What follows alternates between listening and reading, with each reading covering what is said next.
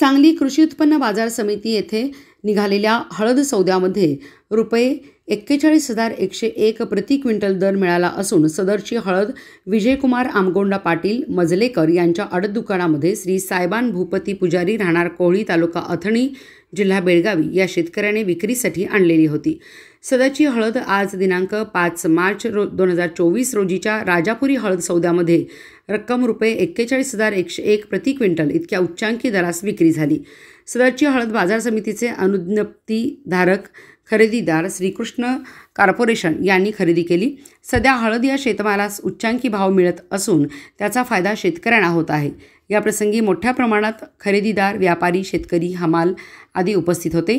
तेव्हा शेतकऱ्यांनी आपला हळद हा शेतीमाल सांगली कृषी उत्पन्न बाजार समिती सांगलीमध्ये विक्रीसाठी आणावा असे आवाहन सुजय नाना अशोकराव शिंदे, सभापती सांगली कृषी उत्पन्न बाजार समिती सांगली व सचिव महेश चव्हाण यांनी केलेले आहे।